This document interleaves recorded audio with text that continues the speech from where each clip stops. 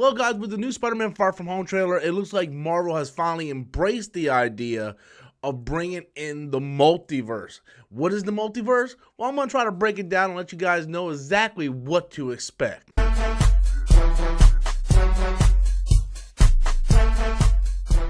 Hey everybody, welcome back to the channel once again. I'm Robert Storms. If you're finding me for the very first time, be sure to go ahead and click that subscribe button. That way you guys can stay up to date on all future content here on my channel.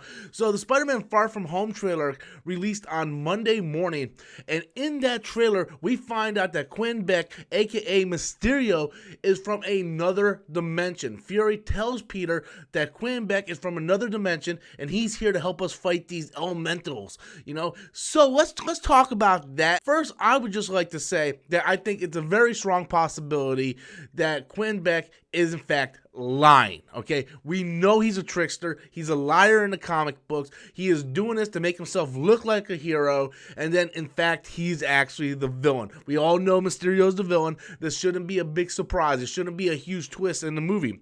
But the one thing we don't know is he lying about being in a different dimension? Because this is something they explore in the comics plenty of times. The whole Secret Wars storyline was based on all the different multiverses collapsing, and then it was all going to come together in one continuity, so we wouldn't have the multiverse no more. And we know that Joe and Anthony Russo said that they want to come and direct a Secret Wars movie. Could this be the next big movie, the big Avengers movie, to cap off the next three phases, much like Endgame capped off the first three phases? That's possible. And now a lot of people are wondering, well, where do these multiverses come from? And the multiverse was basically created in Avengers Endgame. Even though Avengers Endgame was the end of a three-phase arc, it also really set up a lot of stuff to move forward to in the future. In that movie, we got alludes to Namor possibly being in Black Panther 2. We got the birth of the multiverse. And the reason why the multiverse was created was once the Avengers decided to go back and mess up time, that created alternate parallel universes in the timeline. So even if they, soon as Hawkeye went and took that glove from the one timeline, that then spanned into another timeline. When Loki took the Tesseract, that spanned in another timeline. So there's a lot of different alternate timelines right now. And in the comic book Spider-Man, which was written by Brian Michael Bendis, that had Peter Parker meeting Miles Morales for the first time. Miles Morales was from the Ultimate Comic universe, where Peter Parker was from our universe, the 616 universe.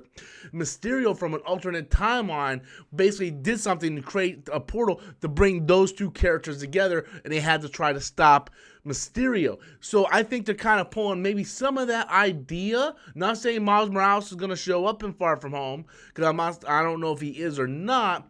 But I'm just saying they're taking that premise, that idea, to kind of tell this story.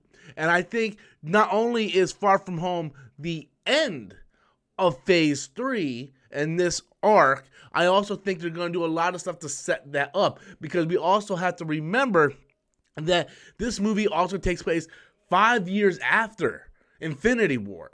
There's been a 5-year gap. So what's going on? Is Quentin Beck actually from a multiverse? Would this be something that we want to see explored in the MCU? Now, the thing is with me, I always think the multiverse stuff is muddy. Like whether it's DC doing it, Marvel doing it, I never like the multiverse stuff because it just makes things more complicated than it has to be. I remember when Secret Wars came out and they were destroying all these different multiverse, and then Doctor Doom and Doctor Strange came together to create a new reality, which is now our 616 universe. I was like, okay, that is a good idea, but it didn't last because within the first month, we already had new multiverses going on. So it's almost redundant. It doesn't make any sense. It's like you fold all the universes just so you can a month later make more multi-universes. The only reason why they did that was to bring Miles Morales into the main universe.